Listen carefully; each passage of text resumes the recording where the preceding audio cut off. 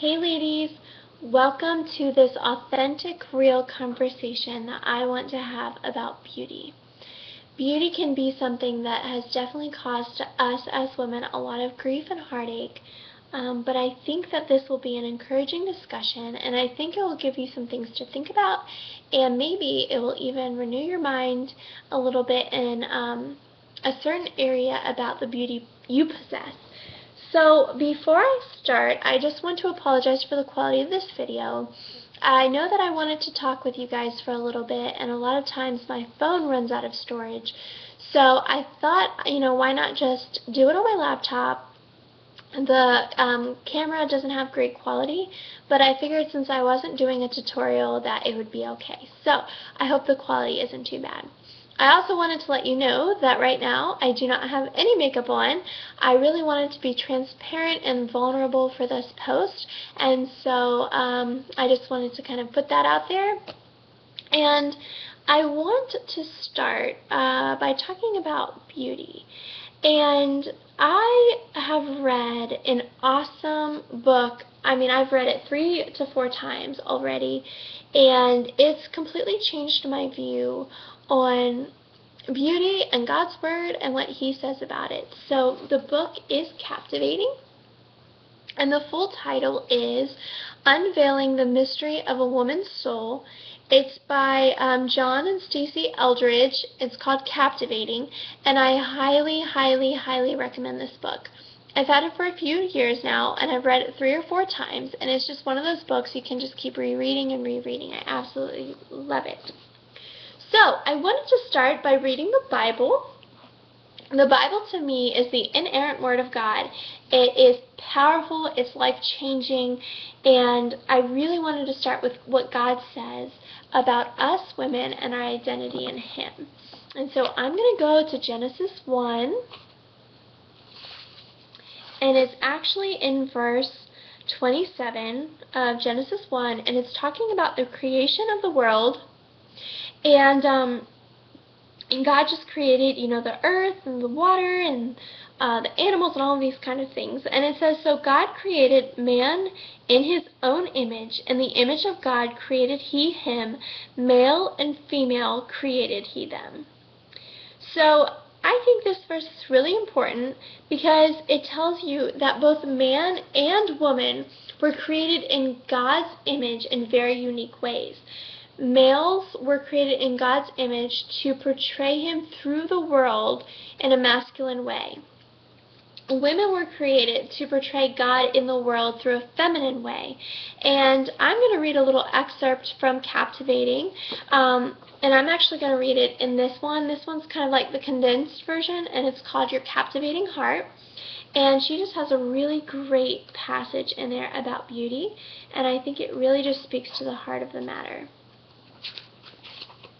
It's called A Beauty to Unveil. Finally, there's a beauty. Think of the stories you love, the movies that you watch over and over again. Pride and Prejudice, The Lord of the Rings, Sleepless in Seattle, Little Women, The Sound of Music. And then think of who you want to be in those stories. So, think of a movie that you love. Maybe it was one that you loved in childhood, or maybe it's one you love right now. And I want you to think about it, and then think of who you would want to be in that movie. Alright, you got it? You want to be the beauty of the story, don't you? The woman who not only attracts the good man, but who, with her golden heart, also captures all those around her and inspires them to life. The woman who is beautiful inside and out. This is why little girls play dress-up. Little boys play dress-up too, but in different ways. Our sons were cowboys for years, or army men, Jedi Knights, but they never once dressed up as a bridegroom, fairy, or butterfly. Little boys do not paint their toes, they don't dress up in mommy's jewelry and high heels. They don't sit for hours and brush each other's hair. Boys want to be the brave prince. We want to be Snow White. Remember twirling skirts? Most little girls go through a season where they will not wear anything if it does not twirl, and if it sparkles, so much the better. Hours and hours of play result from giving little girls a box full of hats, scarves, necklaces, clothes. Plastic beads are priceless jewels, hand-me-down pumps are glass slippers, Grandma's nightie a ballroom gown. Once dressed, they dance around the house or preen in front of a mirror. Little girls' young hearts intuitively want to know they are lovely. Some will ask with words, "Am I lovely?" Others simply ask with their eyes. Verbal or not, whether wearing a shimmery dress or covered in mud, all little girls want to know. Now, we know that the desire to be beautiful has caused many women untold grief. Countless tears have been shed and hearts broken in its pursuit. Beauty has been extolled and worshipped and kept just out of reach for most of us. For others, beauty has been shamed, used, and abused. Many women have learned that possessing beauty can be dangerous. And yet this is just astounding. In spite of all the pain and distress that beauty has caused us as women, our desire for it remains. And it's not just the desire for an outward beauty, but more. It's a desire to be captivating in the depths of who we are. Cinderella is beautiful, yes, but she is also good. Her outward beauty would be hollow were it not for the beauty of her heart. That's why we love her. Ruth may have been a lovely, strong woman, but she attracts Boaz with her unrelenting courage, vulnerability, and faith in God.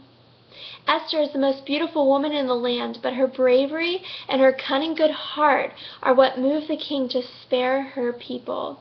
This isn't just about dresses and makeup. Don't you recognize that a woman yearns to be seen and to be thought of as captivating?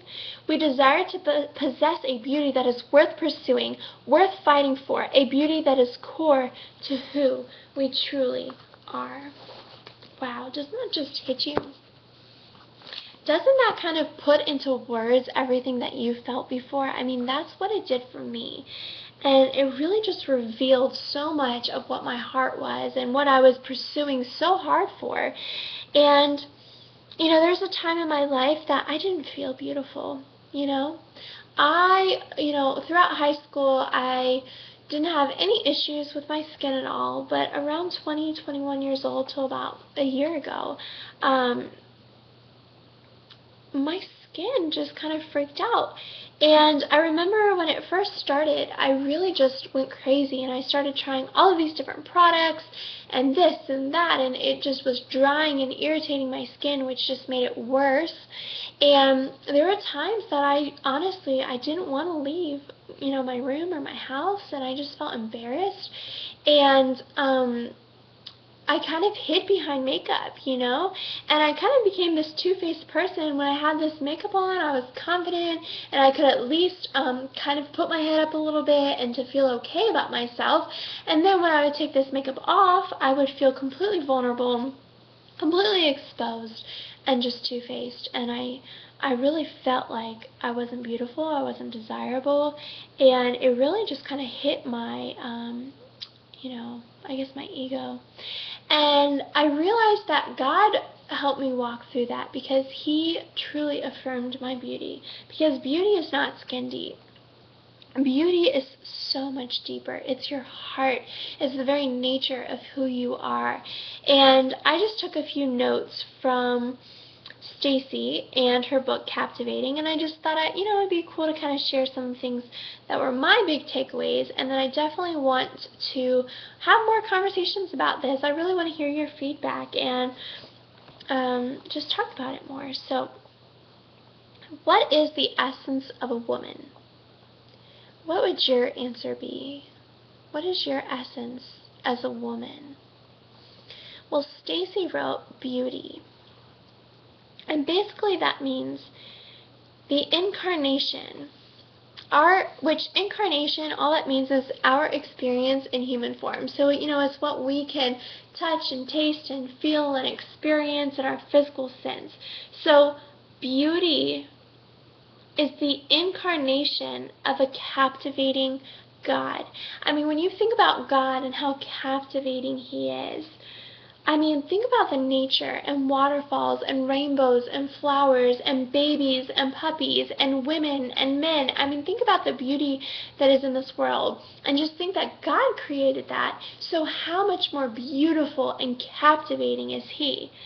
And so Us as women are the incarnation of a captivating God. I mean, I hope you can wrap your mind around this.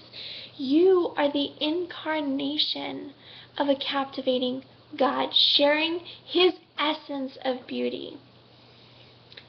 You know, beauty invites us, and we have a God who invites us. He invites us into a real, dynamic, personal relationship with you. That's what He craves for. He wants you to know Him, and He wants to know you. And that's what our beauty does. It invites others in. It invites others to know us. And by knowing us, they're going to know God, because we are the incarnation of a captivating God. That's the essence of beauty. Beauty is an essence that dwells in every woman. You don't have to be fearful, and you don't have to be unsure if you possess beauty. It is in every woman, because God has placed it in your heart. Beauty is what the world longs to experience from a woman. Beauty flows from a heart at rest. You know, you don't have to strive to be beautiful. You don't have to put yourself on another diet, to constantly be working out to make your thighs slimmer, to not be seen without your makeup because people won't think you're beautiful anymore. You know, it's not found in beauty parlors, in hair salons, in spas, in plastic surgery. It's not found in those things. It's found in a heart at rest in God, knowing that beauty is something He's given you. It's a gift. Beauty is not something you have to conjure. Beauty is not something that you have to strive for. And it's not skin deep. It's not just skin deep. Now, don't get me wrong. You have both an outward and an inward beauty. God made every woman beautiful outwardly. I mean, look at your shape. Look at your hair. Look at all these things that make us women. Outwardly, you are beautiful no matter what size you are, no matter what hair type you have, you are beautiful. And you also have a beauty inward. You have a heart that you're offering to the world in vulnerability and tenderness, inviting people to come and know you. You're offering grace to others and the room to become more than who they are right now. And that is the beauty of a woman. It's both inward and outward. It's something that we can share with others. It's not just skin deep. But it's an essence that you possess. And so I hope that was helpful. I hope that that was encouraging to you. I hope maybe it opened your mind up to, you know, just some more possibilities of who you are as an image bearer of God. And I wish I could go in more detail, and maybe I'll make another video. I didn't want this one to be too long. But let's start the conversation on beauty. Let's be real and authentic. You know, let's stop the culture telling us who we are, that this certain breast size is beautiful, or this waist size, or, you know, if you have this type of nose or this type of hair, or if you wear this makeup or wear these clothes. Like, I'm so tired of beauty being so superficial. It's a tender-hearted woman offering her life to the world, offering her life to the people around her, cultivating beautiful relationships, offering rest and peace and grace, and being the image bearer of a captivating God. That is what beauty is. And so, anyways, I hope this was helpful. I love you guys, and I hope you're confident in who God created you to be.